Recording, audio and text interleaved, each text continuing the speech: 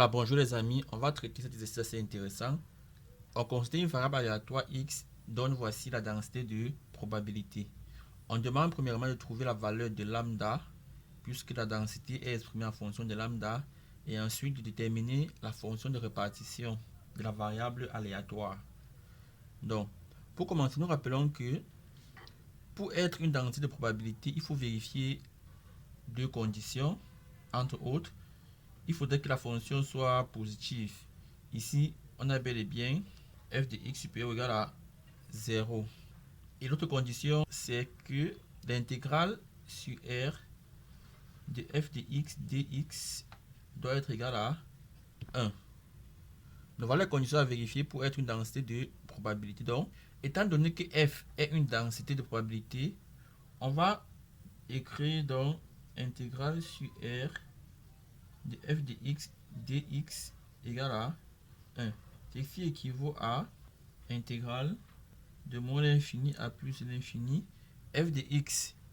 La voici. Lambda x facteur 1 moins x si x est dans 0, 1, 0 sinon. Donc on va faire ici lambda x facteur 1 moins x. Donc si je veux mettre indicatrice 0, 1 dx dx.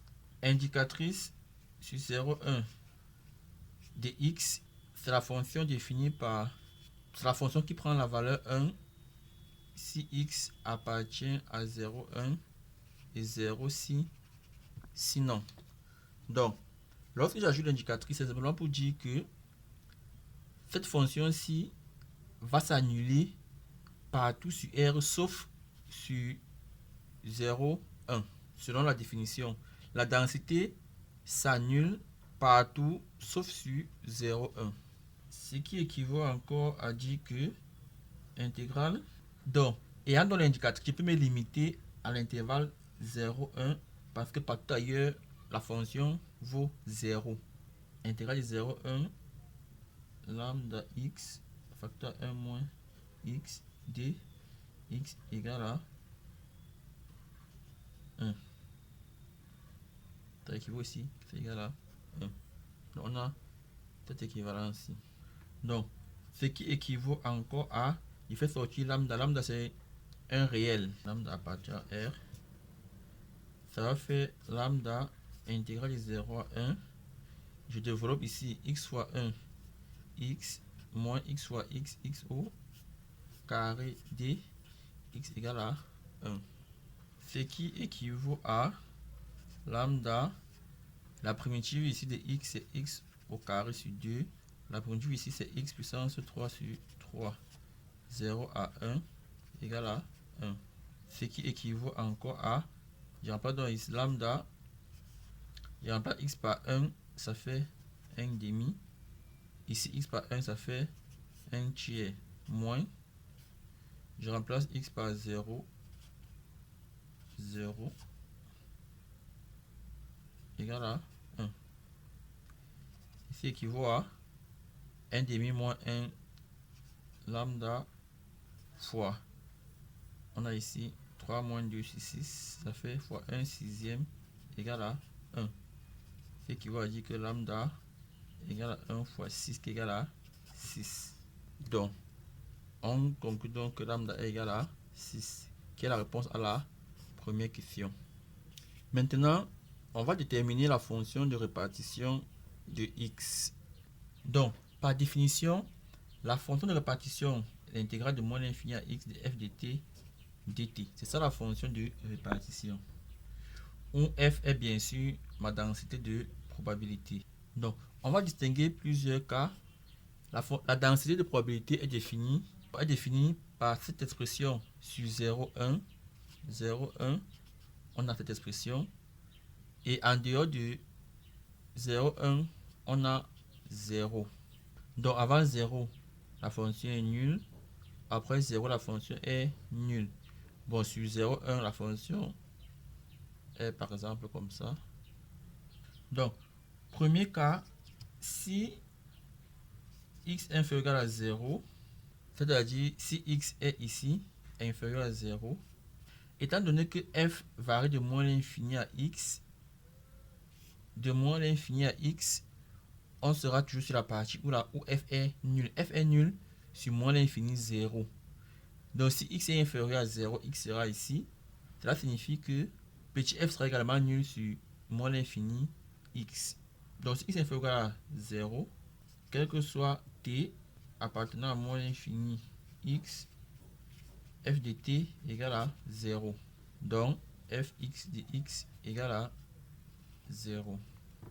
Deuxième cas, si x appartient à 0, 1. Donc deuxième cas, nous sommes ici. X est dans 0, 1.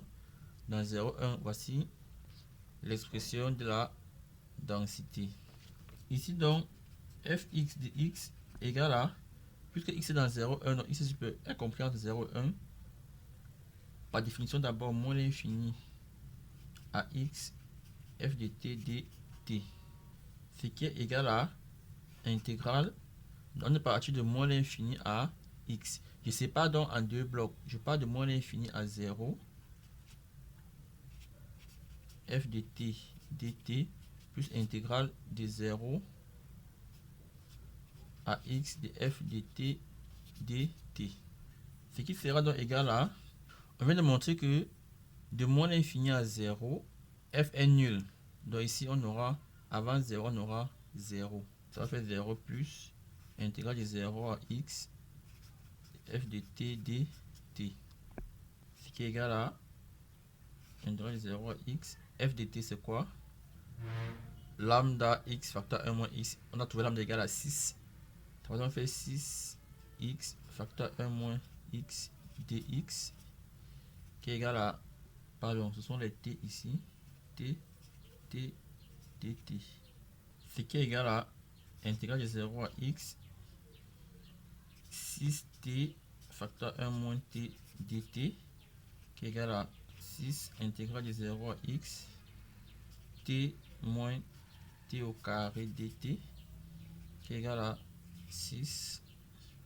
La primitive de t c'est t au carré sur 2 moins t puissance 3 sur 3 0 à x, ce qui n'est autre que 6 facteur à, je remplace ici par x, ça fait x au carré sur 2 moins x puissance 3 sur 3 moins, je remplace par 0, 0 moins 0 et je refais.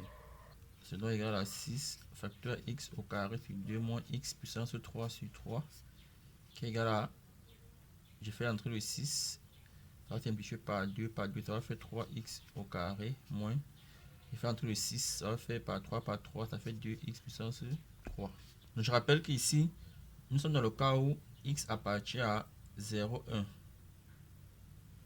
On a donc f de x égale à 3x au carré moins 2x puissance 3. Le premier cas, x négatif, on avait trouvé f de x égale à 0. Deuxième cas, voici fx de x. Il reste le troisième cas où x est supérieur à 1. Si x est supérieur à 1, on a toujours notre formule fx de x égale à l'intégrale de moins l'infini à x de f de t dt. X est supérieur à 1. Donc x est ici. Par définition, grand f de x est intégrale de moins l'infini à x de f de t dt. Mais on sait que sur l'intervalle 1 plus l'infini, f de t est nul. Ça doit égal à intégrale de moins l'infini à x f de t dt plus intégrale de x à plus l'infini de f de t dt. Ce terme ici est encore égal à 0 parce qu'on est sur l'intervalle x plus l'infini et x est supérieur à 1. Or, sur toutes ces parties-ci, à partir de 1, la fonction est nulle. Donc, si x est supérieur à 1, alors de x à l'infini, la fonction sera nulle. Donc, l'intégral sera égal à 0. Et ici, j'applique la propriété de Chasles. Ça va donc faire intégrale, puisqu'on part de moins l'infini à x et de x à plus l'infini. Ça donne l'intégrale de moins l'infini à plus l'infini de f de t dt. Et ceci est égal à 1. Pourquoi? Parce que f est une densité de probabilité. Pour toute densité de probabilité intégrale sur R de f de t dt égale à 1. Donc en résumé, f de x égale à, on a retrouvé 0 si x est inférieur ou égal à 0. Donc 0 si x est inférieur ou égal à 0. Ici, si x appartient à 0, 1, on a 3x au carré moins 2 x puissance 3. Si x appartient à 0, 1. Et enfin, si x est positif, on a trouvé 1. Et 1 si x est supérieur à 1, autant pour moi. Voilà les amis, c'est tout pour cette vidéo. Restez fidèles à la chaîne. À très bientôt. Ciao, bye bye.